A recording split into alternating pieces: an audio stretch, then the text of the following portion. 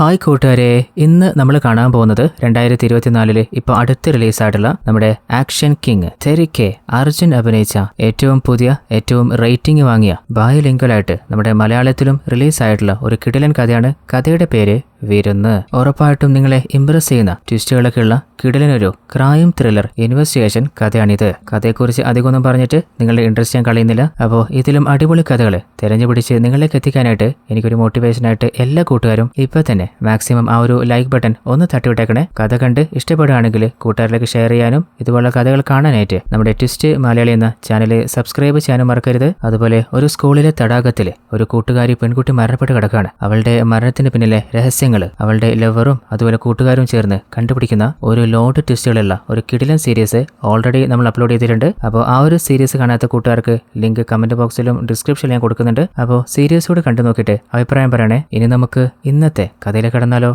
ഈ കഥയുടെ ആരംഭത്തിൽ ഒരു മലയോരത്തുകൂടി ഒരു കാറ് പോവാണ്. ആ ഒരു വണ്ടി ഡ്രൈവ് ചെയ്യുന്നത് ഒരു വലിയ ബിസിനസ്സുകാരനാണ്. അങ്ങേരുടെ പേരാണ് ജോൺ എബ്രഹാം. അത് മാത്രമല്ല ഫേമസ് ആയിട്ടുള്ള ഒരു കമ്പനിയുടെ ഓണറുമാണ്. അങ്ങനെ കാറിൽ പോയിക്കൊണ്ടിരിക്കുമ്പോൾ ഏതൊക്കെയോ ചില ആളുകൾ വന്നിട്ട് അങ്ങേരുടെ കാറ് ബ്ലോക്ക് ചെയ്തിട്ട് ആ കൂട്ടത്തിലെ ഹെഡായിട്ടുള്ള ഒരു താടിയുണ്ട്. ആ താടി തന്റെ ഫോണ് ജോണിന്റെ കൊടുത്തിട്ട് നിങ്ങളോട് സംസാരിക്കണമെന്നാണ് പറയുന്നത്. എന്നാലും ജോണ് ആരോട് എന്ത് സംസാരിക്കാന്, നിങ്ങൾ ഫോണ് വാങ്ങ്. അപ്പോൾ ജോണും ആ ഫോണ് വാങ്ങി എന്തൊക്കെയോ സംസാരിക്കുന്നുണ്ട്. എന്നാൽ എന്താ സംസാരിച്ചെന്നറിയുന്നില്ല. ജോണിന്റെ മുഖം വല്ലാതെ മാറുകയാണ്. അങ്ങനെ അന്ന് രാത്രിയില്ലേ ജോണ് വല്ലാതെ ഭയന്നിട്ട് കാറിലെ വേഗത്തിൽ പോയിക്കൊണ്ടിരിക്കുമ്പോൾ ജോണിനെ രാവിലെ സ്റ്റോപ്പ് ചെയ്ത അതേ ടീമിലെ ഫോളോ ചെയ്ത് ബ്ലോക്ക് ചെയ്യാൻ നോക്കുകയാണ്. കാറിൽ നിന്ന് ഇറങ്ങിയിട്ട് നേരെ ഒരു പാലത്തിന്റെ മുകളിലേക്ക് കയറിയപ്പോൾ ആ പാലത്തിന്റെ രണ്ട് ഭാഗത്തും നിറയെ വണ്ടികളും ബൈക്കുകളൊക്കെ ആയിട്ട് എങ്ങോട്ടും പോകാൻ പറ്റാത്ത രീതിയിൽ ജോണിനെ അവർ ലോക്ക് ചെയ്തിരിക്കുകയാണ്. അപ്പോൾ ജോണിന് എന്താണ് ചെയ്യേണ്ടതെന്ന് അറിയുന്നില്ല. ഇനി രക്ഷപ്പെടാൻ ആകെ ഒരു വഴിയുള്ളൂ. ആ ഒരു പാലത്തിൽ നിന്ന് താഴെ പുഴയിലേക്ക് എടുത്ത് ചാടുക. കൂടുതലൊന്നും ചിന്തിച്ചില്ല, വെള്ളത്തിലേക്ക് എടുത്ത് ചാടുകയാണ്. എന്നാൽ ആ ഒരു ഗ്യാങ്ങിലെ ടീം ജോണിനെ വെറുതെ വിടാൻ തയ്യാറായിരുന്നില്ല. ജോണിന്റെ പിന്നാലെ അവരും വെള്ളത്തിലേക്ക് ചാടാണ്. പിന്നീട് ജോണിന് എന്താണ് സംഭവിച്ചത് ഒന്നും നമ്മൾ കാണുന്നില്ല. അങ്ങനെ കുറച്ചു നാളിന് ശേഷം ജോണിന് എന്താ പറ്റിയത് ഒരു വിവരവുമില്ല. എന്നാൽ ആ ഒരു പാലത്തിന്റെ അരികില് ജോണിന്റെ കാറ് തകർന്ന രീതിയിൽ പോലീസ് കണ്ടെത്തിയിട്ടുണ്ട്. അപ്പോൾ മീഡിയയിൽ പറയുന്നത് KD ഇൻഡസ്ട്രിയുടെ ഓണറായിരുന്നു ജോണ്. ഇപ്പോൾ കേരള തമിഴ്നാട് ബോർഡറിലാണ് അങ്ങയുടെ കാറ് തകർന്ന നിലയിൽ കിട്ടിയിട്ടുള്ളത്. ഈ ഒരു സിറ്റുവേഷനൊക്കെ വെച്ച് നോക്കുമ്പോൾ ജോണിനെ ആരോ പ്ലാൻ ചെയ്തിട്ട് ആക്സിഡന്റിൽ പെടുത്തിയതാണെന്ന് വ്യക്തമാവുന്നുണ്ട്. ജോണിന് എന്തോ അപകടം സംഭവിച്ചെന്നറിഞ്ഞപ്പോൾ ജോണിന്റെ ഭാര്യ മേരിയിലെ അവര് വല്ലാതെ ഷോക്കായി പോകുന്നുണ്ട്. അതുപോലെ ജോണിന് ഒരു മകളുണ്ട്. അവളുടെ പേര് പേളി എന്നാണ്. അവൾക്കും തന്റെ അച്ഛന് എന്താ സംഭവിച്ചെന്നറിയാതെ വല്ലാതെ തകർന്നു പോവാണ്. അപ്പോഴാണ് ജോണിന് സംഭവിച്ചറിഞ്ഞിട്ട് ജോണിന്റെ ഒരു ഫ്രണ്ട് ഉണ്ട് ബാലൻ, അങ്ങേര് ജോണിന്റെ വീട്ടിലേക്ക് വരുന്നത്. അപ്പോഴാണ് ജോണ് അവസാനമായിട്ട് ബാലനോട് ഫോണിൽ സംസാരിച്ച ചില കാര്യങ്ങൾ ഓർക്കുന്നത്. അതായത് ബാല, ഞാൻ ഓൾറെഡി നിന്നോട് പറഞ്ഞിരുന്നില്ലടാ എനിക്ക് കുറച്ചധികം പ്രശ്നങ്ങളുണ്ട് എന്ന്. എന്നാൽ ഏകദേശം എന്റെ എല്ലാ പ്രശ്നവും തീരാൻ പോവാ. ഞാൻ അതിനൊരു വഴി കണ്ടെത്തിയിട്ടുണ്ട്. അപ്പോൾ ബാലനും എന്തായാലും നീ ഹാപ്പി അല്ലേ, വേഗം തിരിച്ച് വീട്ടിലേക്ക് വാ, നമുക്ക് നേരിട്ട് കണ്ട് സംസാരിക്കാം. എന്നാൽ അതിനുശേഷം പിന്നെ ഇതുവരെ ജോണ് ബാലനെ വിളിച്ചിട്ടില്ല. എന്നാൽ രാവിലെ അറിയുന്ന എന്താ, ജോണിന് വലിയ എന്തോ ഒരു അപകടം സംഭവിച്ചെന്നല്ലേ. അപ്പോൾ പേളിയിലെ ചെറുപ്പത്തിൽ അവളെ എടുത്തു വളർത്തിയ ബാലൻ ചേട്ടനോട് അവളുടെ സങ്കടം പറയാണ്. അപ്പോഴാണ് പേളി തന്റെ അച്ഛൻ ജോണ് പോകുന്നതിന് മുൻപ് അച്ഛനെ വിളിച്ച് സംസാരിച്ച് ചില കാര്യങ്ങൾ ഓർക്കുന്നത്. അല്ല അച്ഛാ, ഒരാഴ്ച കഴിഞ്ഞാൽ എന്റെ ബർത്ത്ഡേ എന്നറിയില്ലേ, പിന്നെ പെട്ടെന്ന് എന്താ പറയാതെ എങ്ങോട്ടാ പോയ അച്ഛൻ? അപ്പൊ ജോണാണെങ്കിൽ എന്താ മോളെ പേടിച്ചു പോയോ? പേടിക്കാനൊന്നുമില്ല, ഞാൻ വേഗം വന്നോളാം, ചെറിയൊരു അർജന്റ് ആവശ്യത്തിന് വന്നതാ. അപ്പൊ പേളിയാണെങ്കിൽ എനിക്കെന്ത് പേടിയാച്ചാ, എന്നാൽ അമ്മയ്ക്ക് നല്ല പേടിയുണ്ട് കേട്ടോ, അമ്മയ്ക്ക് ഫോൺ കൊടുക്കാം, ഒന്ന് സംസാരിക്കേ. ആയിക്കോട്ടെ, നീ ഫോൺ കൊടുക്ക്. അങ്ങനെ ഭാര്യ മേരിക്ക് ഫോൺ കൊടുക്കുമ്പോൾ അല്ല നിങ്ങളെന്താ പെട്ടെന്ന് ഒന്നും പറയാതെ അങ്ങ് പോയി കളഞ്ഞേ, ഇപ്പോ എവിടെയുള്ളേ, എന്തിനാ പോയേ, എപ്പോഴാ തിരിച്ചു വരിക? അപ്പോൾ ജോണ് പറയുന്നത് ഞാന് നമ്മുടെ ദേവയില്ലേ അവനെ കാണാൻ പോവാ, അധികം വൈകാതെ വേഗം തിരിച്ചു വരാം. അപ്പോൾ മേരിയും സേഫായിട്ട് പോയിട്ട് വാ, വരുന്നതിന് മുമ്പ് ഇടക്കൊന്ന് വിളിക്കെങ്കിലും ചെയ്യും. എന്നാൽ കുറച്ചുനാൾ ഒരു കോളും ഇല്ല. ഇപ്പൊ എന്താ അറിയുന്നത്, തന്റെ ഹസ്ബൻഡിന് എന്തോ അപകടം സംഭവിച്ചിട്ടുണ്ടെന്നല്ലേ. എന്നാൽ ജീവനോടെ ഉണ്ടോ മരണപ്പെട്ടോ ഒന്നും അറിയുന്നില്ല. മേരിക്ക് സങ്കടം സഹിക്കാൻ പറ്റുന്നില്ല. അങ്ങനെ ഇരിക്കുകയാണ് അടുത്ത ദിവസമില്ലേ കാണാതായ ജോണിന്റെ ബോഡി ഒരു കടൽ തീരത്തടിയാണ്. അങ്ങനെ ഉടനെ തന്നെ ബോഡി പോസ്റ്റ്മോർട്ടത്തിന് അയച്ചിട്ടുണ്ട്. അങ്ങനെ പോലീസ് ടീമിന് ഏകദേശം റിപ്പോർട്ട് കിട്ടുമ്പോൾ അവർ ഷോക്കായി പോകുന്നുണ്ട്. ഹയർ ഓഫീസർ പറയുന്നത്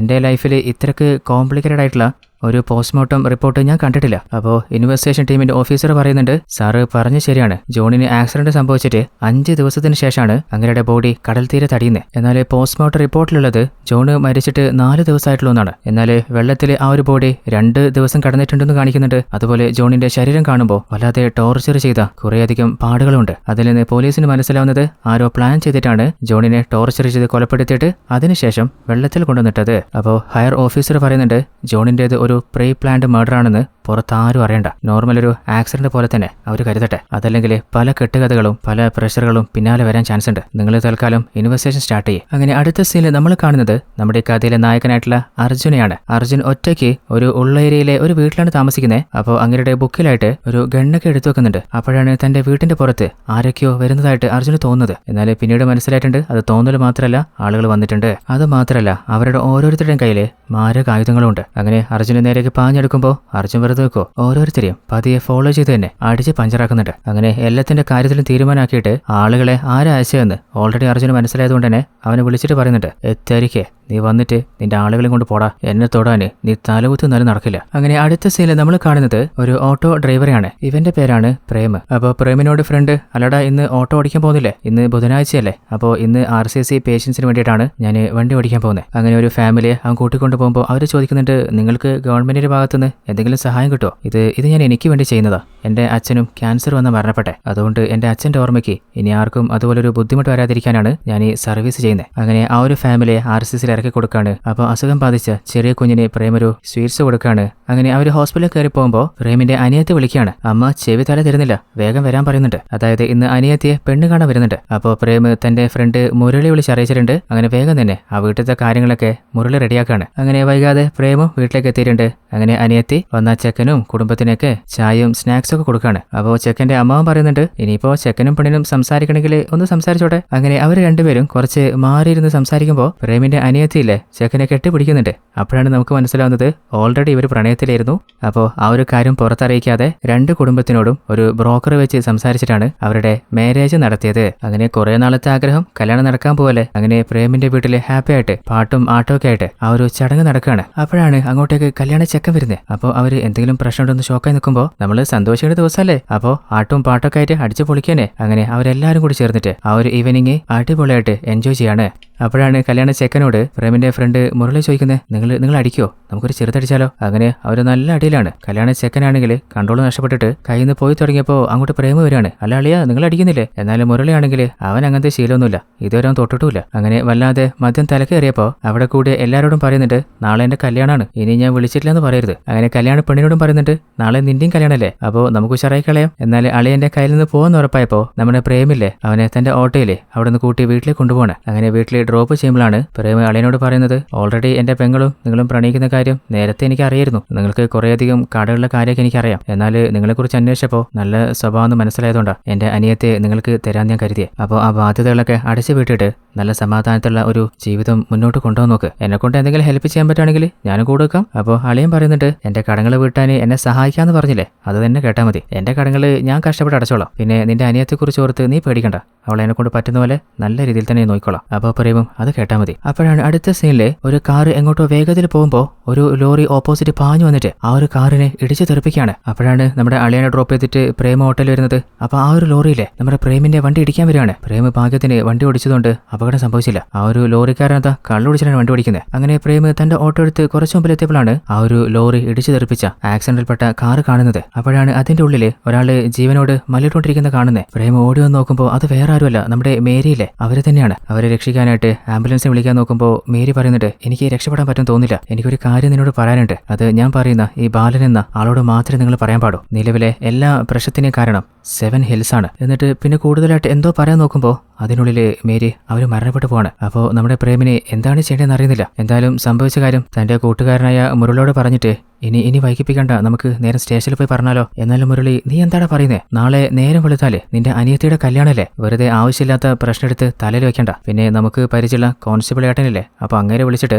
നീ വണ്ടിയിൽ വരുന്ന സമയത്ത് ഒരു ആക്സിഡന്റ് നടന്നത് കണ്ടിട്ടുണ്ടായിരുന്നു എന്ന കാര്യം ഇൻഫോം ചെയ്യാം. അങ്ങനെ ആ ഒരു കോൺസ്റ്റബിളിനെ വിളിച്ച് കാര്യം പറയുമ്പോൾ അങ്ങേരും പറയുന്നുണ്ട്, ഓൾറെഡി ആ ഒരു കാര്യം ഞങ്ങൾ അറിഞ്ഞിട്ടുണ്ട്, ആ ഒരു സ്ഥലത്തേക്ക് തന്നെയാണ് ഇപ്പോൾ പോയിക്കൊണ്ടിരിക്കുന്നത്. അങ്ങനെ കൂടുതൽ ആ കേസിന്റെ പിന്നാലെ പോവാതെ അത് അവിടെ വെച്ച് തന്നെ അവർ സ്റ്റോപ്പ് ചെയ്യാണ്. അങ്ങനെ അടുത്ത ദിവസം മേരിയുടെ വണ്ടി ആക്സിഡന്റ് ആയില്ലേ, ആ ഒരു സ്ഥലത്ത് മീഡിയാസും ജനങ്ങളൊക്കെ തടിച്ചുകൂടുന്നുണ്ട്. കുറച്ച് മാസം മുമ്പാണ് മേരിയുടെ ഹസ്ബൻഡ് ജോണ് ഇതുപോലെ ഒരു ആക്സിഡന്റിൽ മരണപ്പെടുന്നത്. ഇപ്പോൾ ഭാര്യയും മരണപ്പെട്ടിട്ടുണ്ട്. ഇതൊരു സാധാ ആക്സിഡന്റ് അല്ല, മറിച്ചൊരു പ്ലാൻഡ് കൊലപാതകമാണ്. അതേ സമയത്ത് മറ്റൊരു ഭാഗത്ത് പ്രേമിന്റെ അനിയത്തിയുടെ കല്യാണം നല്ല ഹാപ്പി ആയിട്ട് തന്നെ നടത്തുകയാണ്. അങ്ങനെ കല്യാണ ചെക്കനോട് അളിയന്റെ വീട്ടിലേക്ക് പറഞ്ഞയക്കുന്നുണ്ട്. അങ്ങനെ കല്യാണ ചടങ്ങൊക്കെ കഴിഞ്ഞില്ലേ, അനിയത്തിയുടെ കല്യാണത്തിന് ഒരു പ്രശ്നം വരാതിരിക്കാനാണ് ഇത്രയും നേരം പ്രേമി കാര്യം പുറത്തു പറയാതിരുന്നത്. അപ്പോൾ കൂട്ടുകാരൻ മുരളിയോട്, അപ്പോൾ കാര്യങ്ങളൊക്കെ നടന്ന സ്ഥിതിക്ക് ഇനി എല്ലാം പോലീസിനോട് ഞാൻ പറയാൻ പോവാണ്. അപ്പോൾ മുരളിയാണെങ്കിൽ നമ്മൾ ഇന്നലെ വിളിച്ച ആ ഒരു കോൺസ്റ്റബിൾ ഏട്ടനില്ലേ, അങ്ങനോട് ഞാൻ ഇപ്പൊ സംസാരിച്ചിട്ടേ ഉള്ളൂ. അപ്പോഴാണ് അദ്ദേഹം പറഞ്ഞ് 2 മാസം മുമ്പാണ് ഇന്നലെ നീ കണ്ട ആ ലേഡിയുടെ ഹസ്ബൻഡും ഇതുപോലെ തന്നെ ഒരു ആക്സിഡന്റിൽ മരണപ്പെടുന്നത്. ഇപ്പോ ഭാര്യയും മരണപ്പെട്ട സ്ഥിതിക്ക് ഇത് ആക്സിഡന്റ് അല്ല, പ്ലാൻ ചെയ്തിട്ടുള്ള കൊലപാതകമാണെന്ന് അവർക്ക് മനസ്സിലായിട്ടുണ്ട്. വെറുതെ പിന്നാലെ പോയിട്ട്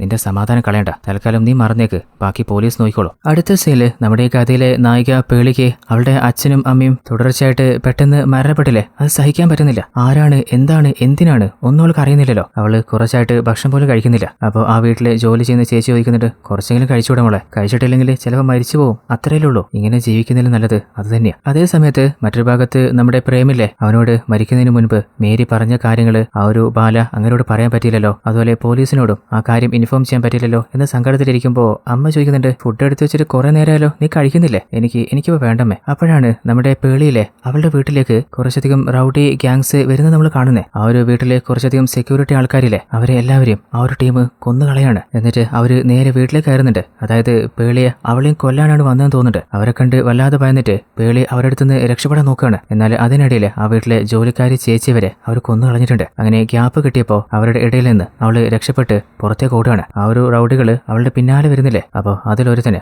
വണ്ടി കൊണ്ട് ആരും ഇടിച്ച് തെറിപ്പിക്കുന്നുണ്ട്. നോക്കുമ്പോൾ അത് വേറെ ആരുമല്ല, നമ്മുടെ ബാലൻ തന്നെയാണ്. എന്നിട്ട് പേളി ഉപദ്രവിക്കുമെന്ന ആ ഓരോ റൗഡികളെയും അങ്ങനെ എടുത്ത് പഞ്ഞിക്കിടുന്നുണ്ട്. അങ്ങനെ അവരുടെ കാര്യത്തിൽ ഒരു തീരുമാനമൊക്കെ ശേഷം പേളി അവിടുന്ന് സേഫായിട്ട് കൂട്ടിക്കൊണ്ടു പോവാണ്. അപ്പോഴാണ് കാട്ടിന്റെ ഉള്ളിലെ ഒരു വീടിന് ചില ആളുകൾ കാവൽ നിൽക്കുന്നുണ്ട്. അപ്പോൾ അങ്ങോട്ടേക്ക് ഒരു വണ്ടി വരുന്നുണ്ടെന്ന് അറിഞ്ഞിട്ട് അവർ വേഗം ഗേറ്റ് തുറക്കുമ്പോഴാണ് നമുക്ക് മനസ്സിലാവുന്നത് അത് ബാല തന്നെയാണ്. അതായത് നമ്മുടെ പേളിയെ സേഫായിട്ട് ആ ഒരു വീട്ടിൽ സ്റ്റേ ചെയ്യിക്കാനാണ് അങ്ങോട്ട് കൂട്ടിക്കൊണ്ടുവന്നത്. എന്നാൽ പേളിയാണെങ്കിൽ എന്തിനാ നമ്മൾ പേടിച്ചോടുന്നേ, ഇതുപോലൊരു സ്ഥലത്ത് ഒളിഞ്ഞിരിക്കുന്നതിലും നല്ലത് ധൈര്യമായിട്ട് ഫേസ് ചെയ്യുന്നില്ലേ, എനിക്ക് മരിക്കാനും പേടിയില്ല. എന്നാലും ബാലൻ, അതിന് നീ മരിച്ചു കഴിഞ്ഞാല് പിന്നെ നിന്റെ അച്ഛനെയും അമ്മയും കൊലപ്പെടുത്തിയത് ആരാണെന്ന് നമുക്ക് കണ്ടെത്താൻ പറ്റുമോ? അപ്പോൾ അത് കണ്ടെത്തുന്നവരെങ്കിലും നീ ഒന്ന് സമാധാനിക്കുക. അത് ചെയ്തത് ആരാണെങ്കിലും അവർക്ക് അതിനുള്ള ശിക്ഷ അത് കൊടുത്തേ മതിയാവും. അപ്പോൾ പേളിയും ബാലന്റെ കൂടെ തന്നെ നിൽക്കുകയാണ്. അതായത് തന്റെ അച്ഛനും അമ്മയ്ക്കും നീതി വാങ്ങിക്കൊടുക്കാനല്ലേ. അതേ സമയത്ത് നമ്മുടെ പ്രേമില്ലേ, അവസാനമായിട്ട് മേരി തന്നോട് പറഞ്ഞ കാര്യം ബാലനോടോ പോലീസിനോടോ പറയണമെന്ന് കുറെ ചിന്തിച്ചതാ. അവസാനം എന്തായാലും പറയാനേ അങ്ങനെ ബാലന്റെ പാർട്ടി ഓഫീസിലേക്ക് വരികയാണ്. അങ്ങനെ സെക്രട്ടറിയോട്, എനിക്ക് ബാലൻ ചേട്ടൻ ഒന്ന് കാണണല്ലോ,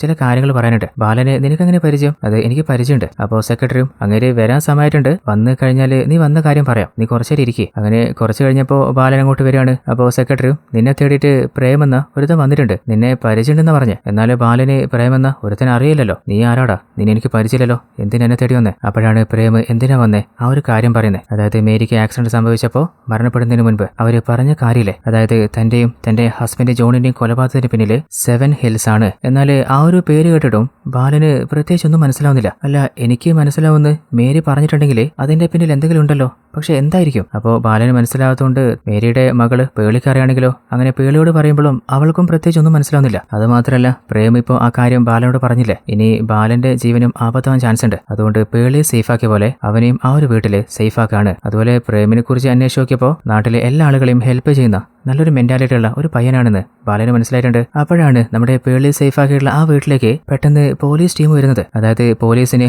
ഓൾറെഡി ഇൻഫർമേഷൻ കിട്ടിയിട്ടുണ്ട്, ഈ വീട്ടില് പേളി ഒളിഞ്ഞിരിക്കുന്നുണ്ട്. അപ്പോൾ തന്റെ അമ്മയുടെ മരണത്തിന് പിന്നിലെ കാരണം അന്വേഷിക്കാൻ അവളെ ചോദ്യം ചെയ്യാനാണ് പോലീസ് വന്നിട്ടുള്ളത്. അങ്ങനെ പോലീസ് ഉള്ളിൽ കയറിയിട്ട് ബാലനോട്, നിങ്ങൾ ഒളിപ്പിച്ച് വെച്ചിട്ടുള്ള പേളിയെ പുറത്തു വിട്. അല്ല സാറ്, നിങ്ങൾ പറയുന്ന പോലെ ഇവിടെ അങ്ങനെ ആരുമില്ല, ഇനിയിപ്പോ സംശയം ഉണ്ടെങ്കിൽ ഒന്ന് തേടി നോക്ക്. എന്നാൽ ആ വീട് മുഴുവൻ അരിച്ചു പെറുക്കിയിട്ടും അവിടെ പേളിയെയോ ആരെയും അവർക്ക് കണ്ടെത്താൻ പറ്റിയില്ല. അതായത് ഓൾറെഡി പോലീസ് അങ്ങോട്ടേക്ക് എത്തുന്നതിന് മുൻപ് തന്നെ ആ വീട്ടിൽ കാവൽ നിൽക്കുന്ന പയ്യന്മാരില്ലേ, അവര് നേരത്തെ ബാലനെ വിളിച്ചിട്ട് പോലീസ് വരുന്ന കാര്യം അറിയിച്ചിട്ടുണ്ടായിരുന്നു. അതുകൊണ്ട് തന്നെ നമ്മുടെ പേളിയെയും അതുപോലെ പ്രേമിനെയും ബാലൻ സേഫ് ആയിട്ട് ഒളിപ്പിച്ചിട്ടുണ്ടായിരുന്നു. അപ്പോൾ ബാലൻ പ്രേമിനോട് പറയുന്നുണ്ട്, പോലീസിന് ഓൾറെഡി സംശയം തോന്നിയിട്ട് ഇവിടെ എത്തിയ സ്ഥിതിക്ക് ഇനിയും വീണ്ടും വരാൻ ചാൻസ് ഉണ്ട്. അതുകൊണ്ട് പ്രേമെ, നീ ഒരു കാര്യം ചെയ്യ്, ഞാൻ പറയുന്ന മറ്റൊരു സ്ഥലത്തേക്ക് ഇവളെ കൂട്ടിക്കൊണ്ടുപോകും, സേഫായിട്ട് അവളുടെ കാര്യം നോക്കുകയും ചെയ്യും. എന്തെങ്കിലും ഇഷ്യൂസ് വരികയാണെങ്കിൽ ഉടനെ എന്നെ അറിയിച്ചാൽ മതി. അങ്ങനെ പ്രേമം സമ്മതിച്ചിട്ട് പേളിയെ അവിടുന്ന് ഒരു വണ്ടിയിൽ ബാലൻ പറഞ്ഞ ആ ഒരു സ്ഥലത്തേക്ക് കൂട്ടിക്കൊണ്ടു പോവാണ്. അപ്പോഴാണ് മറ്റൊരു ഭാഗത്ത് നമ്മുടെ അർജുനിലെ ആരെയോ കാത്ത് നിൽക്കുന്ന കാണുന്നത്. അപ്പോഴാണ് ആ ഒരു വഴി നമ്മുടെ പ്രേമും അതുപോലെ പേളിയും ജീപ്പിൽ പോകുന്നത്. അപ്പോൾ ഇനിയിപ്പോൾ അവരെ ഫോളോ ചെയ്യാനായിട്ട് അർജുനിലെ അവന്റെ വണ്ടി എടുത്തിട്ട് അവരുടെ പിന്നാലെ വരുന്നുണ്ട്. എന്നാൽ എന്തിനാ അവരെ ഫോളോ ചെയ്യുന്നതെന്ന് അറിയുന്നില്ല. അപ്പോൾ ഓൾറെഡി നമ്മുടെ പ്രേം ഡ്രൈവ് ചെയ്ത് പോയിക്കൊണ്ടിരിക്കുന്നത് ബാലൻ പറഞ്ഞ ആ ഒരു സ്ഥലത്തേക്കാണ്. എന്നാൽ പേളി പറയുന്നുണ്ട്, ആ ഒരു സ്ഥലത്തേക്ക് പോകണ്ട, ഞാൻ പറയുന്ന മറ്റൊരു ഭാഗത്തേക്ക് പോയാൽ മതി. എന്നാൽ പ്രേം, അല്ല ബാലൻ ചേട്ടൻ ഓൾറെഡി പറഞ്ഞതല്ലേ, എനിക്ക് ആരും വിശ്വാസമില്ല, തൽക്കാലം ഞാൻ പറയുന്ന കേൾക്ക്, അങ്ങേര് തന്ന ഫോണും സ്വിച്ച് ഓഫ് ചെയ്തേക്ക്. അങ്ങനെ രണ്ടുപേരുടെയും ഫോൺ ഓഫ് ചെയ്തിട്ട് മറ്റൊരു ഭാഗത്തേക്ക് അവർ വണ്ടി തിരിക്കുകയാണ്. അങ്ങനെ പേളി പറഞ്ഞ വഴിയിലൂടെ പോയിക്കൊണ്ടിരിക്കുമ്പോൾ നമ്മുടെ പേളിയെ കൊലപ്പെടുത്താൻ വീട്ടിൽ കയറി ആ ഒരു ഗ്യാങ്ങില്ലേ, അവര് വീണ്ടും പേളിയുടെ വണ്ടി ബ്ലോക്ക് ചെയ്യാണ്. അങ്ങനെ പേളിയെ പിടിച്ചു വലിച്ച് കൊണ്ടുവന്ന് നോക്കുമ്പോൾ നമ്മുടെ പ്രേമാണെങ്കിൽ അവരെ സ്റ്റോപ്പ് ചെയ്യാനും അവളെ രക്ഷിക്കാനും നോക്കുന്നുണ്ട്. എന്നാൽ എത്ര ശ്രമിച്ചിട്ടും അവർ കുറെ ആളുകളില്ലേ അവന് പറ്റുന്നില്ല. അങ്ങനെ പേളിയെ പിടിച്ചു വലിച്ച് കൊണ്ടുവന്ന് നോക്കുമ്പോൾ അതിനുള്ളിൽ നമ്മുടെ അർജുനോട് എത്താണ്. ഇനിയിപ്പോൾ ഈ ഒരു ഗ്യാങ്ങിന്റെ ലീഡർ അർജുനാണെന്ന് കരുതുമ്പോൾ അർജുനില്ലേ ആ ഒരു ഗ്യാങ്ങിലെ ഓരോരുത്തരെയും എടുത്ത് പഞ്ഞിക്കിടാണ്. അങ്ങനെ അവന്മാരുടെ ഞെട്ടും ബോൾട്ട് ഇളക്കിയിട്ട് നമ്മുടെ പ്രേമിനോടും പേളിയോടും അർജുന്റെ വണ്ടിയിൽ കയറാൻ പറയാണ്. അങ്ങനെ അവരെ സേഫായിട്ട് നേരെ അർജുൻ കൂട്ടിക്കൊണ്ടു പോകുന്നത് തന്റെ വീട്ടിലേക്കാണ്. എന്നിട്ട് പേളിയോട് ചോദിക്കുന്നുണ്ട്, അല്ല നിങ്ങൾ ഉപദ്രവിക്ക് വന്ന ആ ഒരു ഗ്യാങ്ങില്ലേ അവരുമായിട്ട് നിങ്ങൾക്ക് എന്താ പ്രശ്നം? അവരെന്തിനാ നിങ്ങളെ കൊണ്ടുപോകാൻ നോക്കുന്നുണ്ടായിരുന്നേ? അപ്പോൾ പേളി, ഞങ്ങൾക്ക് എന്താണെന്ന് അറിയില്ല, ഈ നാട്ടിലേക്ക് ഞങ്ങൾ വന്നത് നമ്മുടെ ഹണിമൂൺ ആഘോഷിക്കാനാ. എന്നാൽ പ്രേമിന്, അല്ല പേളി എന്താ ഇങ്ങനെ നുണ പറയുന്നേ? സത്യം പറഞ്ഞാൽ പോരെ? അപ്പോൾ അർജുനും, ഒരു കാര്യം ചെയ്യ്, നിങ്ങൾ ഉള്ളിൽ പോയിട്ട് റെസ്റ്റ് എടുത്തോ. അതായത് പേളിക്ക് അർജുന്റെ മേലെ വിശ്വാസമില്ല. എന്നാൽ അർജുൻ ഓൾറെഡി അവരെ കാത്തു നിന്നിട്ട് അവരുടെ പിന്നാലെ ഫോളോ ചെയ്ത് വന്നതല്ലേ. എന്നാൽ പ്രതീക്ഷിക്കാതെ ആ ഒരു അപകടം കണ്ട പോലെയും അവരെ രക്ഷപ്പെടുത്തിയ പോലെയല്ലേ ഇപ്പോൾ അർജുൻ ബിഹേവ് ചെയ്യുന്നേ. ഇനിയിപ്പോൾ ഇതിന്റെ പിന്നിൽ അർജുനാണോ എന്ന് പോലും സംശയം തോന്നുന്നുണ്ട്. അപ്പോൾ പ്രേമ് പേളിയോട്, അല്ല നീ എന്തിനാ അങ്ങാരോട് നമ്മള് ഹണിമൂണിന് വന്നയാന്ന് നുണ പറഞ്ഞേ? പിന്നെ ഞാൻ എന്താ പറയണ്ടേ? ഉള്ള എല്ലാ സത്യം ആരോട് പറയണോ? ആരെ വിശ്വസിക്കണ്ടേ, ആരെ വിശ്വസിക്കാതിരിക്കണ്ടേ എനിക്ക് മനസ്സിലാവുന്നില്ല. അപ്പോൾ പ്രേമ്, നമ്മളിപ്പോ എവിടെയുള്ളതെന്ന് ബാലൻ ചേട്ടനോടെങ്കിലും പറയണ്ടേ? തൽക്കാലം ഞാൻ പറയുന്നവരെ ആരോടിപ്പോ ഒന്നും പറയണ്ട, നമുക്ക് നോക്കാം. അതുവരെ നമുക്ക് ഇവിടെ തന്നെ സ്റ്റേ ചെയ്യാം. അങ്ങനെ അവർക്ക് അർജുൻ ഫുഡ് സെർവ് ചെയ്യുമ്പോൾ ചുറ്റുഭാഗത്ത് നിന്ന് മൃഗങ്ങൾ അലറുന്ന ശബ്ദം കേൾക്കുന്നുണ്ട്. അപ്പോൾ അവർ ചോദിക്കുന്നുണ്ട്, അല്ല നിങ്ങൾ ഈ കാട്ടിലെ ഒറ്റപ്പെട്ട വീട്ടില് ഇതുപോലെ മൃഗങ്ങളുടെ നടുവിൽ സ്റ്റേ ചെയ്യുമ്പോൾ പേടിയാവില്ലേ അവറ്റകൾ ഉപദ്രവിക്കുമെന്ന്? എന്നാൽ അർജുനാണെങ്കിൽ മൃഗങ്ങൾ ഒരാളെ വേട്ടയാടുന്നത് അവറ്റകളുടെ വിശപ്പടക്കാൻ ഭക്ഷണത്തിനായിരിക്കും. എന്നാൽ മനുഷ്യരാണെങ്കിൽ വിശപ്പടക്കാനല്ല, അവരുടെ അത്യാർത്ഥിക്ക് വേണ്ടിയിട്ടാണ് വേട്ടയാടുക. അപ്പോൾ മനുഷ്യനെ പേടിച്ചാൽ മതി, മൃഗത്തെ പേടിക്കണ്ട. അത് കേട്ടപ്പോൾ അവർക്ക് നമ്മുടെ അർജുന്റെ സംസാരം വിചിത്രമായിട്ട് ഫീൽ ചെയ്യാണ്. അങ്ങനെ ഫുഡൊക്കെ കഴിച്ച് കഴിഞ്ഞിട്ട് അന്ന് രാത്രിയിലെ അർജുൻ തന്റെ എന്തോ ഒരു ജോലിക്കായിട്ട് പുറത്തേക്ക് പോകാൻ ഒരുങ്ങാണ്. അപ്പോൾ പ്രേമിനോടും പേളിയോടും, നിങ്ങൾ പേടിക്കണ്ട, നിങ്ങളുടെ സേഫ്റ്റിക്കായിട്ട് ഞാൻ ഡോറ് ലോക്ക് ചെയ്തിട്ട് പോകുന്നത്. അവരും അതിന് സമ്മതിക്കുകയാണ്. അങ്ങനെ മുൻപിലെ വാതിൽ ലോക്ക് ചെയ്തിട്ട് അർജുൻ പോയി കഴിഞ്ഞപ്പോൾ നമ്മുടെ പ്രേമില്ലേ ആ വീട്ടിന്റെ പിന്നിലൂടെ പുറത്തിറങ്ങാൻ പറ്റും നോക്കുമ്പോൾ ആ ഒരു വാതിലും അർജുൻ ലോക്കിയാണ്. അല്ല, ഈ ഒരു വാതിൽ അങ്ങനെ പൂട്ടിയോ? നോക്കുമ്പോൾ ആ വീട്ടിലെ എല്ലാ വാതിലുകളും അർജുൻ ലോക്ക് ചെയ്തിട്ടുണ്ട്. ഇനിയിപ്പോ അവർക്ക് പുറത്തിറങ്ങാൻ വഴിയില്ല. അപ്പോൾ പ്രേമ് അവന്റെ ഉള്ളിലെ ഭയമില്ലേ നമ്മുടെ പേളിയോട് പറയുന്നുണ്ട്, എനിക്ക് അങ്ങനെ കാണുമ്പോൾ തന്നെ എന്തോ സംശയമുണ്ട്, അയാൾ എല്ലാ വാതിലും ലോക്ക് ചെയ്തിട്ട് നമ്മളെ കൂട്ടിന്റെ ഉള്ളിലാക്കിയ പോലെയാ പോയിട്ടുള്ളത്. എന്നാൽ പേളിയാണെങ്കിൽ നമ്മൾ ഈ വീട്ടിൽ വന്ന ശേഷം ഇതുവരെ പ്രത്യേകിച്ച് പ്രശ്നമൊന്നുമില്ലല്ലോ, അതുകൊണ്ട് വെറുതെ ചിന്തിച്ച് തല പോയിക്കണ്ട. തൽക്കാലം നല്ല ക്ഷീണമില്ലേ, നല്ലോണം പോയിട്ട് ഒന്ന് ഉറങ്ങിക്കോ. അങ്ങനെ രണ്ടുപേരും പോയി കിടക്കാണ്. കുറച്ചു നേരം കഴിഞ്ഞപ്പോ പേളിയില്ലേ അവള് മെല്ലെ എഴുന്നേറ്റിട്ട് പതിയെ വന്നിട്ട് പ്രേമ് അവൻ ഉറങ്ങിയോ നോക്കുന്നുണ്ട്. അപ്പോൾ നോക്കുമ്പോൾ അവന് നല്ല ഉറക്കത്തില്ല. അപ്പോൾ മെല്ലെ പേളിയില്ലേ അവിടുന്ന് മെല്ലെ നമ്മുടെ അർജുന്റെ റൂമിലേക്ക് കയറാണ്. അങ്ങനെ ആ റൂമിൽ തേടി നോക്കിയിട്ട് പ്രത്യേകിച്ച് അവൾക്ക് ഒന്നും കിട്ടുന്നില്ല. അപ്പോഴാണ് അവിടുന്ന് ഒരു ബുക്ക് കിട്ടുന്നത്. ആ ബുക്ക് ഓപ്പൺ ചെയ്തപ്പോൾ അതിന്റെ ഉള്ളിൽ ഒരു ഫോട്ടോ ഉണ്ട്. ആ ഒരു ഫോട്ടോ കണ്ടിട്ട് പേളി ഷോക്കായി പോവാണ്. അതായത് ആ ഫോട്ടോയിലുള്ളത് അർജുനും അതുപോലെ പേളിയുടെ അമ്മ മേരിയില്ലേ അവരുമാണ്. രണ്ടുപേരുടെയും ടീനേജ് പ്രായത്തിലെ ഫോട്ടോ പോലെ. അപ്പോൾ അവൾക്കൊരു കാര്യം ഉറപ്പായിട്ടുണ്ട്, അർജുന് പണ്ടേ എന്റെ അമ്മയെ അറിയായിരുന്നു. അങ്ങനെ ആ ഒരു ഫോട്ടോ നോക്കിക്കൊണ്ടിരിക്കുമ്പോൾ തന്നെ അർജുൻ വീട്ടിലേക്ക് വന്ന ശബ്ദം കേട്ടിട്ടുണ്ട്. അപ്പോൾ വേഗം തന്നെ പേളി എടുത്ത ഫോട്ടോ അവിടെ തന്നെ തിരിച്ചു വെച്ചിട്ട് വേഗം അവളുടെ റൂമിലേക്ക് പോവാണ്. അങ്ങനെ അർജുനും നല്ല ടയർഡ് ആയതുകൊണ്ട് തന്നെ തന്റെ റൂമിൽ വന്ന് കിടക്കുകയാണ്. എന്നാൽ പേളിയില്ലേ അവളുടെ റൂമിൽ നിന്ന് കയ്യിൽ ഒരു കത്തി എടുത്തിട്ട് അർജുന്റെ റൂമിന്റെ നേരേക്ക് വരുന്നുണ്ട്. എന്നിട്ട് അർജുൻ നല്ലോണം ഉറങ്ങുന്നവരോ നോക്കിയിട്ട് ഏകദേശം ഉറപ്പായ ശേഷം അവൾ ആ കത്തി വെച്ചില്ലേ അർജുനെ കുത്താൻ നോക്കാണ്. എന്നാൽ അർജുൻ ഉറങ്ങിയിട്ടുണ്ടായിരുന്നില്ല. പെട്ടെന്ന് തന്നെ അവളുടെ കൈ ബ്ലോക്ക് ചെയ്യാണ്. എന്തിനാ എന്നെ കൊല്ലാൻ നോക്കുന്നത്? ഞാൻ നിന്നെ രക്ഷിക്കാനല്ലേ ശ്രമിച്ചിട്ടുള്ളൂ. എന്നാൽ പേളി, എന്റെ അമ്മ മേരിയുമായിട്ട് നിങ്ങൾക്ക് ഒരു അഫയർ ഉണ്ടായിരുന്നില്ലേ? ആ ഒരു അഫയർ എന്റെ അച്ഛൻ ജോണ് അദ്ദേഹം മനസ്സിലാക്കുകയും ചെയ്തു. അതറിഞ്ഞു എന്ന് നിങ്ങൾ അറിഞ്ഞപ്പോഴല്ലേ എന്റെ അച്ഛനെ നിങ്ങൾ കൊന്നുകളഞ്ഞ്. എന്റെ അമ്മ അവര് എന്ത് തെറ്റാ നിങ്ങളോട് ചെയ്തേ? എന്തിനാ എന്റെ അമ്മയെ കൊന്നുകളഞ്ഞ്? എന്നാൽ അർജുനാണെങ്കിൽ നീ എന്താ പറയുന്നത്? നിന്റെ അമ്മയെ എനിക്ക് പരിചയമുണ്ടായിരുന്നു എന്ന കാര്യം സത്യ. നിന്റെ അമ്മയും ഞാനും ഒന്നിച്ചാണ് കോളേജിൽ പഠിച്ചിരുന്നത്. ആ സമയത്ത് ഞങ്ങളുടെ ഇടയിൽ നല്ലൊരു പ്രണയമുണ്ടായിരുന്നു. എന്നാൽ എന്തോ വിധി നമ്മൾ ഒന്നു ചേർത്തില്ല. പിന്നീടാണ് മേരി ജോണുമായിട്ട് നിന്റെ അച്ഛനുമായിട്ട് കല്യാണം കഴിക്കുന്നതും അവരുടെ ലൈഫ് ലീഡ് ചെയ്ത് പോകുന്നതും. പിന്നീട് ഒരിക്കലും നിന്റെ അമ്മയുടെ ലൈഫിലേക്ക് ഞാൻ തിരിഞ്ഞു നോക്കിയിരുന്നില്ല. എന്നാൽ എന്റെ ജോലി എന്താണെന്ന് വെച്ചാൽ ഞാനൊരു കൺസൾട്ടൻസി നടത്താണ്. അപ്പോൾ നിന്റെ അച്ഛൻ ജോണാണ് ഒരിക്കൽ എന്നെ കാണാൻ വന്നത്. അതായത് ഒരിക്കൽ ജോണ് ബാലനെ വിളിച്ചപ്പോൾ എന്റെ പ്രശ്നങ്ങളൊക്കെ തീരാൻ പോവാണ്,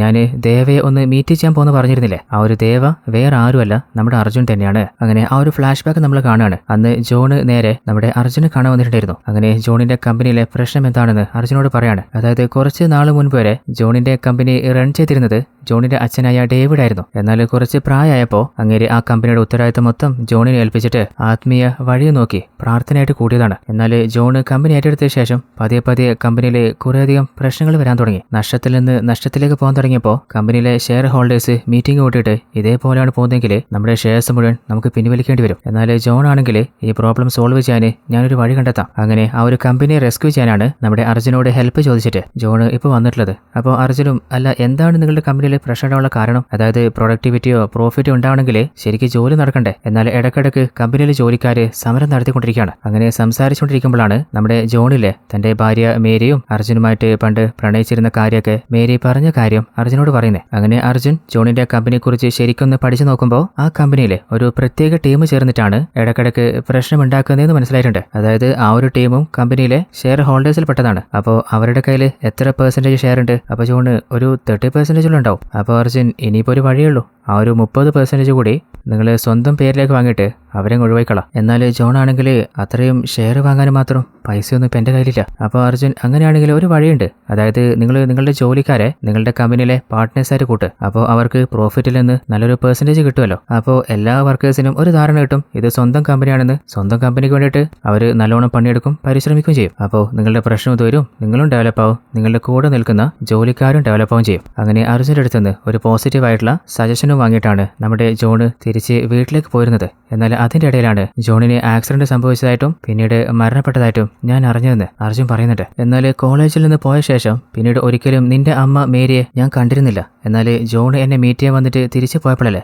ജോണ് മരണപ്പെട്ടെ. അതിനുശേഷം നിന്റെ അമ്മയെ ഞാൻ കണ്ടിരുന്നു. അപ്പോൾ ജോണ് പറഞ്ഞ കാര്യങ്ങളൊക്കെ അവരോട് പറഞ്ഞിട്ട് അവരെ ഹെൽപ്പ് ചെയ്യാന്ന് ഞാൻ കരുതിയതാണ്. അതിനിടയിലാണ് അങ്ങേര് മരണപ്പെട്ടു പോകുന്നത്. അപ്പോൾ ഇതിന്റെ പിന്നിൽ എന്തോ ഒരു ചതിയുള്ള പോലെ എനിക്ക് ഫീൽ ചെയ്യുന്നുണ്ട്. ജോണ് അങ്ങേരെ ചെയ്യാൻ ആഗ്രഹിച്ചിരുന്ന കാര്യങ്ങളൊക്കെ മേരി ഇനി നിനക്കേ ചെയ്യാൻ പറ്റൂ. അപ്പോൾ മേരി ആണെങ്കിൽ എനിക്ക് കമ്പനിയെ കുറിച്ച് ഒന്നും അറിയില്ല, ഞാൻ എന്ത് ചെയ്യാനാ? അപ്പോൾ അർജുനും അതിന് ഞാൻ കൂടെ നിൽക്കാം, ഞാൻ ഹെൽപ്പ് ചെയ്യാം. അങ്ങനെ ആ ഒരു കമ്പനിയുടെ പ്രശ്നത്തെക്കുറിച്ച് ഇടക്കിടക്ക് മേരിയും ജോണും ഫോണിൽ സംസാരിക്കാറുണ്ടായിരുന്നു. അപ്പോൾ ഓൾറെഡി പേളി ആ കാര്യം കണ്ടിട്ടുണ്ട്. തന്റെ അച്ഛൻ മരണപ്പെട്ട ശേഷം അമ്മയ്ക്ക് ഇനി വേറെ വല്ല അഫെയറുമാണോ എന്ന് അവള് സംശയം ചെയ്തിട്ടുണ്ടായിരുന്നു. അങ്ങനെ അടുത്ത സീനില് ഓൾറെഡി ജോണിനും അതുപോലെ മേരിക്കും ഒരു കാര്യം മനസ്സിലായിട്ടില്ലേ, അവരുടെ കമ്പനിയിൽ ഇടക്കിടക്ക് പ്രശ്നം ഉണ്ടാകുന്നത് ആ ഒരു 30% ഷെയർ ഹോൾഡേഴ്സിനെ കൊണ്ടല്ലേ. അപ്പോൾ അവരുടെ ഷെയർ വാങ്ങാൻ മേരി തീരുമാനിക്കുകയാണ്. അങ്ങനെ അവരെ വിളിപ്പിച്ചിട്ട് അവരോട് കാര്യം പറയുമ്പോൾ അവർ ഓരോരുത്തരും മനസ്സ് പറയുന്നുണ്ട്, നമ്മുടെ ഷെയർ വാങ്ങാനോ? എന്നാൽ നമ്മൾ സമ്മതിക്കൂല, നിങ്ങളുടെ കമ്പനി നല്ല രീതിയിൽ റണ്ണ് ചെയ്ത് കൊണ്ടുപോകാനും നമ്മൾ അനുവദിക്കില്ല. എന്നിട്ട് അവർ മെല്ലെ പ്ലേറ്റ് മാറ്റുകയാണ്. അല്ല മേരി മാഡം, നിങ്ങളുടെ ഒരു ലവറില്ലേ, അതായത് ദേവ, അവനിപ്പോ നിങ്ങളുടെ കൂടെ ഉണ്ടല്ലേ?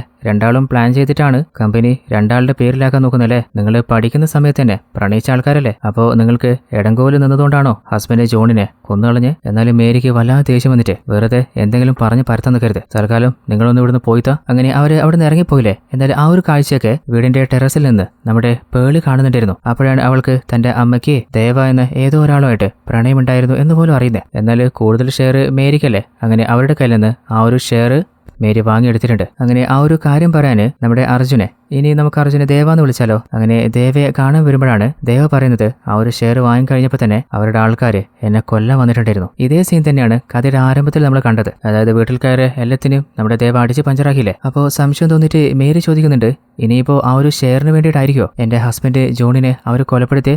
എന്നാൽ ദേവ, അതിനും മാത്രം ധൈര്യമൊന്നും അവർക്കുണ്ടെന്ന് എനിക്ക് തോന്നുന്നില്ല. എന്നെയും ഒന്ന് പേടിപ്പിക്കാൻ വേണ്ടി മാത്രം അവരാൾക്കാരയച്ചേ. അന്ന് 2 കൊട്ടു കൊടുത്തിട്ട് ഞാൻ തിരിച്ചുവിട്ടില്ലേ. അതിനുശേഷം പിന്നീട് പ്രശ്നമൊന്നും ഉണ്ടായിട്ടില്ല. എന്നാൽ നിന്റെ ഹസ്ബൻഡ് ജോണിന്റെ കൊലപാതകത്തിന് പിന്നിലെ വേറെ ആരോ ആണുള്ളത്. അതാരാണെന്ന് അധികം വൈകാതെ ഞാൻ കണ്ടുപിടിച്ചിരിക്കും. അതോർത്ത് നീ ടെൻഷൻ അടിക്കണ്ട, തൽക്കാലം ഞാൻ പറയുന്ന കാര്യം മാത്രം നീ ചെയ്താൽ മതി. അങ്ങനെ ദേവയും മേരിയും ആ ഒരു ഹോട്ടലിൽ നിന്ന് ഇറങ്ങിപ്പോകുന്നത് നമ്മുടെ പേളിയും കണ്ടിട്ടുണ്ടായിരുന്നു. ഓൾറെഡി അവരുടെ മേലെ നല്ല സംശയം പേളിക്കുണ്ടായിരുന്നില്ലേ. ഇപ്പോഴാണെങ്കിൽ അവർ ഒന്നിച്ചാണ് ഇറങ്ങിപ്പോവുകയും ചെയ്യുന്നത്. അപ്പോൾ അവളുടെ സംശയം വീണ്ടും സ്ട്രോങ് ആവാണ്. അങ്ങനെ പ്രസന്റില് നമ്മുടെ ദേവ പേളിയോട് പറയുന്നുണ്ട്, പെട്ടെന്ന് പ്രതീക്ഷിക്കാതെ നിന്റെ അമ്മയും മരണപ്പെട്ടപ്പോൾ എനിക്ക് ഉറപ്പായി ഇതിന്റെ പിന്നിലെ വേറെ ആരോ ഉണ്ടെന്ന്. നിന്റെ അച്ഛനെയും അമ്മയും കൊലപ്പെടുത്തിയ സ്ഥിതിക്ക് അവരുടെ അടുത്ത ടാർഗറ്റ് നീയാണെന്ന് എനിക്ക് ഉറപ്പായതുകൊണ്ട് തന്നെയാണ് നിന്നെ സേഫ് ചെയ്യാൻ ഓരോ നിമിഷവും നിന്നെ ഞാൻ നോട്ടമിട്ടുകൊണ്ടിരിക്കുന്നുണ്ടായിരുന്നു. നിന്റെ വീട്ടിൽ നിന്നെ കൊല്ലാൻ ചില ആളുകൾ കയറിയില്ലേ, ആ സമയത്ത് നിന്നെ ബാല രക്ഷപ്പെടുത്തിയത് പോലും ഞാൻ ഇൻഫോം ചെയ്തിട്ട്. അതായത് ബാലയ്ക്കും എനിക്കും കൂടി അറിയണം ഇതിന്റെ പിന്നിൽ ആരാണെന്ന്. അപ്പോൾ ഇപ്പോഴാണ് പേളിക്ക് മനസ്സിലാവുന്നത്, അതായത് ബാലയും അതുപോലെ നമ്മുടെ ദേവയും പേളിയെ രക്ഷപ്പെടുത്താനാണ് ശ്രമിച്ചുകൊണ്ടിരിക്കുന്നത്. അല്ലാതെ ഇവള് കരുതിയ പോലെ ദേവയുടെയോ അല്ലെങ്കിൽ തന്റെ അമ്മയുടെയോ മേലെ ഒരു മോശപ്പെട്ട റിലേഷനും ഇല്ല. അങ്ങനെ ദേവയോട് അവള് സോറി ചോദിക്കുമ്പോൾ നിനക്ക് കാര്യങ്ങൾ മനസ്സിലായില്ലേ, അത് മതി. അപ്പോൾ പേളി ചോദിക്കുന്നുണ്ട്, പിന്നെ ആരായിരിക്കും എന്റെ അച്ഛനെയും അമ്മയും കൊലപ്പെടുത്തിയ എന്നെ കൊല്ലാൻ ശ്രമിച്ചേ? അപ്പോൾ ദേവ, അതാരാണെന്ന് കണ്ടെത്താൻ പറ്റിയിട്ടില്ല. എന്നാൽ നിന്നെ കൊല്ലാൻ നോക്കിയ നിന്നെ വരുന്ന വഴിക്ക് ഉപദ്രവിച്ച ആളുകളില്ലേ, അവരെ ഞാൻ ലോക്ക് ചെയ്ത് വെച്ചിട്ടുണ്ട്. എന്നാൽ കുറച്ച് നേരത്തെ രാത്രി ഞാൻ പോയതും അതിലെ ആ ഒരു താടിയില്ലേ അവനെ ചോദ്യം ചെയ്യാനാ. എന്നാൽ എത്ര ചോദിച്ചിട്ടും അവനൊന്നും വിട്ട് പറഞ്ഞില്ല. അപ്പോൾ നമുക്ക് ഒന്നുകൂടി പോയി ചോദിച്ചളയാം. അങ്ങനെ ദേവയും പേളിയും അതുപോലെ പ്രേമും അവന്റെ അടുത്തേക്ക് പോകുമ്പോൾ ദേഷ്യം വന്നിട്ട് പേളി ആ ഒരു താടിയുടെ കഴുത്ത് പിടിച്ചിട്ട് സത്യം പറടാ എന്തിനാടാ എന്റെ അച്ഛനെയും അമ്മയും കൊന്നളഞ്ഞ്. എന്നാൽ അതിനിടയിലാണ് അവന്റെ കഴുത്തിൽ തിരിച്ച ഒരു ചെയിനില്ലേ അത് നമ്മുടെ പേളിയുടെ കയ്യിൽ വരുന്നത്. ചെയിന് കഴുത്തിൽ നിന്ന് ഊരിപ്പോയി അറിഞ്ഞപ്പോ അവന് വല്ലാതെ ദേഷ്യം വരികയാണ്. അവനും കാലിപ്പില് മര്യാദക്ക് എന്റെ ചെയിൻ എനിക്ക് തന്നേക്ക്. അത് കേട്ടപ്പോ നമ്മുടെ ദേവക്ക് അല്ല ഇവനെന്താ ഈ ചെയിനിന് ഇത്രക്ക് വാശി പിടിക്കുന്നേ, അപ്പൊ ഇതിൽ എന്തോ ഉണ്ടല്ലോ. അങ്ങനെ ആ ഒരു ചെയിൻ ഓപ്പൺ ചെയ്ത് നോക്കുമ്പോ അതിന്റെ ഉള്ളില് വിചിത്രമായിട്ടുള്ള എന്തോ ഒരു സിമ്പിൾ ഉണ്ട്. ഇതെന്ത് സിമ്പിൾ ആയിരിക്കും അവർക്ക് മനസ്സിലാവുന്നില്ല. എന്നാൽ ഇതുമായിട്ട് ഇവൻ എന്തോ ഒരു കണക്ഷൻ ഉണ്ടെന്ന് ഉറപ്പല്ലേ. അപ്പോ ഇതിന്റെ പിന്നിലെ രഹസ്യം എന്തെന്ന് കണ്ടെത്തണം. അതുപോലെ ഓൾറെഡി മേരി മരണപ്പെടുന്നതിന് മുൻപ് കൊടുത്ത ക്ലൂവില്ലേ 7 ഹിൽസ് അതെന്താണെന്ന് കണ്ടെത്തണം. അങ്ങനെ ആ ഒരു സ്ഥലത്തേക്ക് നമ്മുടെ ബാലനെ വിളിപ്പിക്കുകയാണ്. ഇതുവരെ ദേവ കണ്ടെത്തിയ എല്ലാ കാര്യങ്ങളും ബാലനോട് പറയുന്നുണ്ട്. എന്നാൽ ദേവക്കൊരു കാര്യം ഉറപ്പാണ്, അതായത് ആ താടിയുടെ വായിൽ നിന്ന് സത്യങ്ങൾ പുറത്തു വരും. അപ്പോൾ അതിന് ഞാനൊരു പുതിയ വഴി നോക്കുന്നുണ്ട്. അപ്പോഴാണ് അടുത്ത സീനില് നമ്മുടെ പ്രേമില്ലേ അവന്റെ കയ്യിലൊരു കോടാലിയായിട്ട് നമ്മുടെ താടിയുടെ നേരേക്ക് പാഞ്ഞു വരുന്നത്. നിന്നെ ഞാൻ തീർക്കാൻ വന്നതാ. അങ്ങനെ അവന്റെ നേരേക്ക് ആ കോടാലി വീശുമ്പോ അവനും സ്റ്റോപ്പ് ചെയ്യാൻ നോക്കാണ്. അതിനിടയിൽ അവനെ കെട്ടിയിട്ടുണ്ടായിരുന്ന കയറില്ലേ ആ കയറ് മുറിഞ്ഞു പോവാണ്. അങ്ങനെ താടി പ്രേമിനെടുത്ത് പാഞ്ഞു കിട്ടിട്ട് അടിച്ച് താടിയിട്ട് അവിടുന്ന് രക്ഷപ്പെടാൻ നോക്കുമ്പോ നമ്മുടെ പ്രേമ് അവനെ പിടിക്കാൻ നോക്കുന്നുണ്ട്. പക്ഷേ എത്ര ശ്രമിച്ചിട്ടും പറ്റിയില്ല. എന്നാൽ ഓൾറെഡി പ്രേമിനെ കൊണ്ട് അവനോട് രക്ഷപ്പെടുത്തൽ തന്നെയായിരുന്നു നമ്മുടെ ദേവ പ്ലാൻ ചെയ്തിട്ടുണ്ടായിരുന്നത്. അതേ സമയത്ത് ദേവ നമ്മുടെ ബാലനെ ഒരു ജീപ്പിൽ നിർത്തിയിട്ടുണ്ട്. അതായത് അവൻ ആ കാട്ടിൽ നിന്ന് ഓടി പുറത്തു വരുന്നത് നേരെ ഈ റോഡിലായിരിക്കും. അപ്പൊ കിട്ടുന്ന വണ്ടിയിലും കയറുമല്ലോ. എന്നാൽ താടി ഇതിനു മുൻപ് ബാലനെ കാണാത്തതുകൊണ്ട് തന്നെ ബാലന്റെ വണ്ടിയിൽ കയറിയിട്ട് വേഗം പോകാൻ പറയാണ്. അപ്പോൾ നമ്മുടെ ബാലനും ഒരു ഡ്രൈവറെ പോലെ അവനെ അവിടുന്ന് രക്ഷപ്പെടുത്തി കൊണ്ടുപോകണം. അപ്പോൾ ജീപ്പിൽ വെച്ചിട്ട് ആ ഒരു താടി എന്തൊക്കെയാണ് പറയുന്നത് എല്ലാ കാര്യങ്ങളും നമ്മുടെ ദേവയിലെ തന്റെ വീട്ടിൽ വെച്ച് കേൾക്കുന്നുണ്ട്. അപ്പോഴാണ് താടി ബാലനോട് ചോദിക്കുന്നത് ഒരു ഫോൺ തരുമോ, ഒന്ന് കോൾ ചെയ്യാനായിരുന്നു. അതിനെന്താ അങ്ങനെ അവന് ഫോൺ കൊടുക്കാണ്. ഫോൺ വാങ്ങിയിട്ട് അവന് ആരോ വിളിച്ചിട്ട് ഏതോ ഒരു ലാംഗ്വേജിൽ സംസാരിക്കുന്നുണ്ട്. എന്നാൽ അതെന്താണെന്ന് ബാലയ്ക്കോ അല്ലെങ്കിൽ ദേവയ്ക്കോ ആർക്കും മനസ്സിലാവുന്നില്ല. എന്നാൽ നമ്മുടെ ദേവയ്ക്ക് ഓൾറെഡി പരിചയമുള്ള ഈ ലാംഗ്വേജ് ട്രാൻസ്ലേറ്റ് ചെയ്യുന്ന ഒരാളുണ്ട്. അപ്പോൾ അയാൾക്ക് ആ ഒരു വോയിസ് അയച്ചിട്ട് അതിലെന്താ പറയുന്നതെന്ന് ഒന്ന് വേഗം ഫൈൻഡ് ചെയ്തിട്ട് അയക്കാൻ പറയാണ്. അങ്ങനെ നമ്മുടെ താടി ഫോൺ വിളിച്ചു കഴിഞ്ഞിട്ട് തിരിച്ച് ബാലന് ഫോൺ കൊടുക്കാൻ നോക്കുമ്പോഴാണ് അതിൽ നമ്മുടെ പേളിക്ക് ബാലൻ ഫോൺ ചെയ്തതായി കാണുന്നത്. അപ്പോൾ താടിക്ക് ഉറപ്പായിട്ടുണ്ട് പേളിയുടെ പേരുണ്ടെങ്കിൽ ഇയാൾക്ക് പേളി അറിയാം, എവിടെയോ എന്തോ കുഴപ്പമുണ്ടല്ലോ. അത് ശരിക്കും ഞാൻ പ്രതീക്ഷ പോലെ ജോണിന്റെ മകള് പേളി തന്നെയാണെന്ന് ഒന്ന് ഉറപ്പിക്കണല്ലോ. അങ്ങനെ താടിയിലെ ആ നമ്പറിലേക്ക് വിളിച്ചു നോക്കുമ്പോൾ പേളി പറയുന്നുണ്ട് ബാലൻ ചേട്ടന്റെ ഫോൺ വരുന്നുണ്ട്. എന്നാൽ ദേവക്ക് കത്തിയിട്ടുണ്ട്. അവന് സംശയം തോന്നിയിട്ട് അത് ഉറപ്പിക്കാൻ വേണ്ടിയിട്ട് ആ താടി തന്നെ വിളിക്കുന്നതാ. അപ്പോഴാണ് ഓൾറെഡി നമ്മുടെ ദേവയിലെ ട്രാൻസ്ലേറ്ററോട് എന്തായിരുന്നു അവൻ പറഞ്ഞതെന്ന് ഫൈൻഡ് ചെയ്യാൻ പറഞ്ഞിരുന്നില്ലേ. അതിൽ അവൻ പറഞ്ഞത് എനിക്കിപ്പോൾ ഒരു കുഴപ്പമില്ല, അവരുടെ അടുത്ത് ഞാൻ രക്ഷപ്പെട്ടിട്ടുണ്ട്, ഞാൻ അങ്ങോട്ട് വന്നുകൊണ്ടിരിക്കുകയാണെന്നാണ്. അപ്പോൾ വീണ്ടും നമ്മുടെ താടിയിലെ വേറെ ആരോ വിളിച്ചിട്ട് ആ ഒരു ഡിഫറെന്റ് ലാംഗ്വേജിൽ സംസാരിക്കുന്നുണ്ട്. എന്നാൽ ആ ലാംഗ്വേജ് ബാലിന് മനസ്സിലാത്തതുകൊണ്ട് തന്നെ ആരെ വിളിച്ചിട്ടാണ് എന്താണ് അവൻ പറയുന്നത് മനസ്സിലാകുന്നില്ലല്ലോ. അങ്ങനെ കുറച്ച് കഴിഞ്ഞപ്പോൾ ആ ഒരു വണ്ടിയുടെ മുമ്പിൽ ആ ഒരു താടിയുടെ ചില ആളുകൾ വന്നിട്ട് ബാലനെ ലോക്കിയാണ്. അതായത് താടി നേരത്തെ വിളിച്ചത് അവന്റെ ടീമിനെ തന്നെയാണ്. എന്നാൽ അവരോട് ഓരോരുത്തരോടും ചെറുത്ത് നിൽക്കാൻ ബാലൻ ശ്രമിച്ചു നോക്കുന്നുണ്ട്. പക്ഷേ അവര് കുറെ പേരില്ലേ ബാലക്ക് കഴിഞ്ഞില്ല. അങ്ങനെ അവസാനം അവരില്ലേ ബാലനെ അവിടുന്ന് ലോക്ക് ചെയ്തിട്ട് എങ്ങോട്ടോ കൂട്ടിക്കൊണ്ടു പോകണം. എന്നാൽ അതിനുള്ളിൽ നമ്മുടെ ദേവയും ടീമും അവസാനത്തെ ബാലന്റെ ലൊക്കേഷൻ ട്രേസ് ചെയ്തിട്ട് ആ ഒരു സ്ഥലത്തെത്തി നോക്കുമ്പോൾ അവിടെ ബാലനെ കാണാനില്ല. എന്നാൽ അവസാനം ആ ഒരു താടി ആ ലാംഗ്വേജിൽ ആരെയോ വിളിച്ചിട്ട് എന്തോ പറഞ്ഞിരുന്നില്ലേ. അപ്പോൾ അതെന്തായിരുന്നു പറഞ്ഞതെന്ന് ട്രാൻസ്ലേറ്ററോട് ദേവ ചോദിക്കുമ്പോൾ അങ്ങേര് പറയുന്നുണ്ട് ഇപ്പോൾ ഞാൻ വണ്ടിയിൽ വന്നുകൊണ്ടിരിക്കുന്നത് ആ ജോണിന്റെ മകൾ പേളിയിലെ അവളുടെ ആളുടെ കൂടെ തോന്നുന്നുണ്ട്. അപ്പോൾ എന്നെ ഒന്ന് ഹെൽപ്പ് ചെയ്യാനായിട്ട് നിങ്ങൾ കുറച്ച് ആളുകൾ വേഗം തന്നെ വരാൻ നോക്ക്. അപ്പോൾ താടി പ്ലാൻ ചെയ്തിട്ടാണ് ബാലനെ ലോക്ക് ചെയ്ത് കൊണ്ടുപോയതെന്ന് നമ്മുടെ ദേവയ്ക്ക് വ്യക്തമായിട്ട് മനസ്സിലാവുന്നുണ്ട്. എന്നാൽ ആ ഒരു താടി അവൻ എവിടെ വരെ എത്തിയിരുന്നു എന്ന് അവർക്ക് മനസ്സിലായിട്ടുണ്ട്. അവിടെ നിന്ന് പിന്നെ എങ്ങോട്ടാ പോയതെന്ന് മനസ്സിലാവുന്നില്ല. അപ്പോഴാണ് ആ ഒരു കാട്ടുപ്രദേശത്ത് കുറച്ചധികം ആളുകൾ ജോലി ചെയ്യുന്നുണ്ട്. അപ്പോൾ അവരോട് ചോദിച്ചു നോക്കാം അവർ എന്തെങ്കിലും കണ്ടിരുന്നോ എന്ന്. അപ്പോൾ അവർ പറയുന്നത് ഇടയ്ക്കിടയ്ക്ക് ഈ ഒരു വഴിയിലൂടെ കുറേയധികം വണ്ടികൾ പോകാറുണ്ട്. എന്നാൽ ആ വണ്ടികളെ എങ്ങോട്ടാണ് പോകുന്നതെന്ന് നമുക്ക് മനസ്സിലായിട്ടില്ല. എന്തോ ഒരു വിരുന്നാണ് അവര് നടത്തുന്നതെന്ന് തോന്നുന്നുണ്ട്. അപ്പൊ ദേവ അല്ല അവർ ഏത് ഭാഗത്തേക്കാണ് വണ്ടി ഓടിച്ച് പോറ്? അപ്പൊ ആ കൂട്ടത്തില് ഒരു ലേഡി ആ ഒരു ഭാഗം പറഞ്ഞു കൊടുക്കാൻ നോക്കുമ്പോൾ അവളുടെ ഹസ്ബൻഡില്ലേ അവരെ സ്റ്റോപ്പ് ചെയ്തിട്ട് അത് ഞങ്ങൾക്ക് അറിയില്ല സാറേ, നിങ്ങൾ തന്നെ കണ്ടുപിടിക്കേണ്ടി വരും. അപ്പോൾ ദേവക്ക് സംശയം വന്നിട്ട് അവർ ഏത് ഭാഗത്തേക്കാ പോയെന്ന് പറയാൻ പോലും ഇവരെത്രയൊക്കെ പേടിക്കേണ്ട കാര്യം എന്താ? അങ്ങനെ അവരില്ലേ ഏകദേശം ഒരു റൂട്ടിലൂടെ കുറച്ച് മുന്നോട്ട് പോകുമ്പോഴാണ് ഓൾറെഡി അവർക്ക് ഒരു ക്ലൂ കിട്ടിയിരുന്നില്ലേ, അതായത് 7 ഹിൽസ് എന്ന് ആ ഒരു പേരുള്ള സ്ഥലത്തേക്ക് അവരെത്താണ്. അങ്ങനെ കുറച്ചുകൂടി മുമ്പിലെത്തിയപ്പോഴാണ് അവിടെ ഒരു വലിയ കുറച്ച് പഴക്കം ചെന്ന ഒരു ബിൽഡിംഗ് കാണുന്നത്. ആ ബിൽഡിംഗിന്റെ ഗേറ്റ് നോക്കുമ്പോൾ ആ ഗേറ്റിലായിട്ട് ഒരു സിമ്പൽ ഉണ്ട്. ഇതേ സിമ്പൽ തന്നെയായിരുന്നു ആ ഒരു താടിയിലെ അവന്റെ കഴുത്തിലെ ലോക്കറ്റിലും നമ്മുടെ ടീം കണ്ടിട്ടുണ്ടായിരുന്നത്. അപ്പോൾ ദേവയ്ക്ക് അല്ല ഇവിടെ വെച്ചിട്ടായിരിക്കും അവര് പറഞ്ഞ പോലെ ആ വിരുന്ന് നടക്കുന്നത്. അപ്പോൾ ഇങ്ങോട്ടേക്ക് അതുപോലെ വണ്ടി വരുന്നുണ്ടോ അല്ലെങ്കിൽ താടിയുടെ ആൾക്കാർ ഇങ്ങോട്ട് വരുന്നുണ്ടോ എന്ന് നമുക്ക് നോക്കിക്കളയാം. അങ്ങനെ അവര് ഒളിഞ്ഞു മാറി നിൽക്കുമ്പോഴാണ് അവര് പ്രതീക്ഷ പോലെ തന്നെ ആ ഭാഗത്തേക്ക് കുറേയധികം വണ്ടികൾ പോകുന്ന കാണുന്നത്. അങ്ങനെ കുറേയധികം വണ്ടിയിൽ വന്ന ഓരോ ആളുകളില്ലേ പതിയെ ആ ബിൽഡിങ്ങിന്റെ ഉള്ളിലേക്ക് കയറി പോകുന്ന സമയത്ത് അവർക്ക് വ്യത്യസ്തമായിട്ടുള്ള ഓരോ ഡ്രസ്സുകളും കൊടുക്കുന്നുണ്ട്. അപ്പോൾ നമ്മുടെ ദേവയും ടീമുമില്ലേ പതിയെ ആ കൂട്ടത്തിൽ കയറാണ്. എന്നിട്ട് അവരോരോരുത്തരും ധരിക്കുന്ന ആ ഒരു ഡ്രസ്സ് വിട്ടിട്ട് അവരുടെ കൂടെ തന്നെ അവരിൽ ഒരാളായിട്ട് ഉള്ളിലേക്ക് കയറാണ്. അങ്ങനെ ഉള്ളിൽ കയറിയപ്പോഴാണ് അവിടെ എന്തോ ഒരു റിച്വൽസ് നടക്കുന്നതായിട്ട് അവർക്ക് തോന്നുന്നത്. അതായത് സാധാരണ റിച്വൽ അല്ല, എന്തോ സാത്താൻ സേവ പോലെ. അപ്പോൾ ആ ഒരു ഗ്യാങ്ങിനെ മുഴുവനായിട്ട് കൺട്രോൾ ചെയ്യുന്നത് അവരുടെ മെയിൻ ഹെഡാണ്. അപ്പോഴാണ് പതിയെ അയാൾ തിരിയുന്നത്. അപ്പോഴാണ് അയാളുടെ മുഖം നമ്മൾ കാണുന്നത്. അത് വേറെ ആരുമല്ല, നമ്മുടെ മരണപ്പെട്ടുപോയ ജോണില്ലേ, ജോണിന്റെ അച്ഛൻ ഡേവിഡ് തന്നെയാണ്. തന്റെ കമ്പനി മകനെ ഏൽപ്പിച്ചിട്ട് അങ്ങേര് ധ്യാനത്തിന്റെ വഴിക്ക് പോയെന്ന് സമൂഹത്തെ ധരിപ്പിച്ചിട്ട് അങ്ങേര് ഇറങ്ങിയത് സാത്താൻ സേവയ്ക്ക് പിന്നാലെയാണ്. അപ്പോൾ ദേവയ്ക്ക് ഒരു കാര്യം ഉറപ്പായിട്ടുണ്ട്, അതായത് ഇതിന്റെയൊക്കെ പിന്നില് ഈ ഒരു ഡേവിഡ് ഇങ്ങേര് തന്നെയാണ്. അപ്പോൾ നമ്മുടെ പേളിയും പറയുന്നുണ്ട് അത് വേറെ ആരുമല്ല, എന്റെ മുത്തശ്ശനാണ്. എന്നാൽ പേളി പറയുന്നത് ഡേവിഡ് കണ്ടിട്ടുണ്ടായിരുന്നു. പിന്നെ പേളിയെ അങ്ങേർക്ക് അറിയുകയും ചെയ്യാലോ. അപ്പോൾ ഞാൻ പ്രതീക്ഷ പോലെ തന്നെ ആ ഒരു താടിയെ അവനെ ഫോളോ ചെയ്തിട്ട് നിങ്ങൾ ഇവിടെ എത്തുന്നത് എനിക്ക് നേരത്തെ അറിയായിരുന്നു. അപ്പോൾ എന്റെ ജോലി കുറഞ്ഞു കിട്ടി. അങ്ങനെ ഡേവിഡ് എന്തോ ഒരു സിഗ്നൽ കൊടുക്കുമ്പോൾ നമ്മുടെ പേളി ഒഴിച്ച്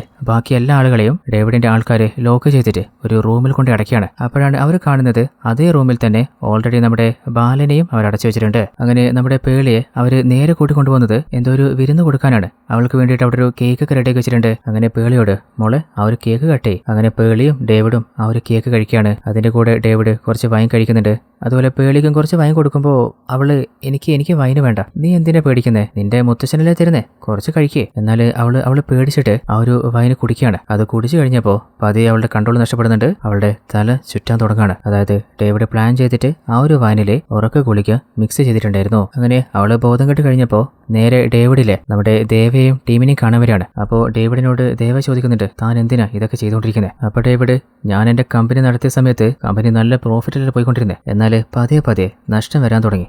അപ്പോൾ എനിക്ക് മനസ്സിലായി എൻ്റെ ചടങ്ങുകൾ ഞാൻ വീണ്ടും ചെയ്യേണ്ട ആവശ്യമുണ്ട്. അതിനു വേണ്ടിയിട്ടാണ് എൻ്റെ മകന് കമ്പനി ഏൽപ്പിച്ചിട്ട് ഞാൻ എൻ്റെ ചടങ്ങുകൾക്ക് വേണ്ടിയിട്ട് ഇറങ്ങുന്നത്. അപ്പോൾ ചടങ്ങ് പൂർത്തിയാക്കാനായിട്ട് എൻ്റെ മകനോട് എനിക്കൊരു സമ്മതം ചോദിക്കാനായിട്ടായിരുന്നു. അതിന് വേണ്ടിയിട്ടാണ് അവനെയാണെന്ന് വിളിച്ചത്. അങ്ങനെ ഡേവിഡ് ജോണിനോട് തന്നെ കാണാനായിട്ട് ഇതേ സ്ഥലത്തേക്ക് വരാൻ പറഞ്ഞിട്ടുണ്ട്. അങ്ങനെ ജോൺ വന്നു കഴിഞ്ഞപ്പോൾ ഡേവിഡില്ലേ ജോണിനോട് എന്തോ ഒരു കാര്യം പറയുന്നുണ്ട്. എന്നാൽ എന്താ പറഞ്ഞെന്ന് അറിയുന്നില്ല. അത് കേട്ടപ്പോൾ ജോണ് വല്ലാതെ ഷോക്കായിട്ട് അല്ലാച്ചാ നിങ്ങളിത് എന്താ എന്നോട് ചോദിച്ചേ, നിങ്ങളുടെ മനസ്സിന്റെ കൺട്രോൾ പോയിട്ടുണ്ടോ, ഞാൻ ഒരിക്കലും ഇതിന് സമ്മതിക്കില്ല. അങ്ങനെ ദേഷ്യത്തില് ജോണ് അവിടുന്ന് തിരിച്ചു പോയതാണ്. എന്നാൽ ജോണ് തന്റെ കാറിൽ അവിടുന്ന് പോകുമ്പോഴാണ് ഡേവിഡിന്റെ ആളുകൾ ജോണിനെ ലോക്ക് ചെയ്യുന്നതും അവരെടുത്ത് രക്ഷപ്പെടാനായിട്ട് ആ പുഴയിലേക്ക് എടുത്ത് ചാടേണ്ടി വരുന്നതും. എന്നാൽ വീണ്ടും അവർ ആ വെള്ളത്തിൽ ചാടിയിട്ട് ജോണിനെ നേരെ കൊണ്ടുവന്നത് നമ്മുടെ ഡേവിഡിന്റെ ചടങ്ങുകൾ നടക്കുന്ന ഈ ഒരു സ്ഥലത്തേക്കാണ്. അങ്ങനെ ജോണിനെ കൊണ്ട് സമ്മതിപ്പിക്കാനേ 2 ദിവസത്തോളം സ്വന്തം മകനാണെന്നുള്ള ആ ഒരു സെന്റിമെന്റ് പോലും ഇല്ലാതെ ക്രൂരമായിട്ട് ജോണിനെ പീഡിപ്പിച്ചിട്ടുണ്ട്. എന്ത് ചെയ്തിട്ടും സമ്മതിക്കാതായതുകൊണ്ടാണ് അവസാനം ജോണിനെ കൊലപ്പെടുത്തുന്നത്. എന്നാൽ ഓൾറെഡി ജോണ് സമ്മതിച്ചില്ലല്ലോ. അപ്പോൾ മരുമകള് മേരിയെ അങ്ങോട്ട് കൂട്ടിക്കൊണ്ടുവന്നിട്ട് അവരോട് ആ ഒരു കാര്യം ചോദിച്ചതാണ്.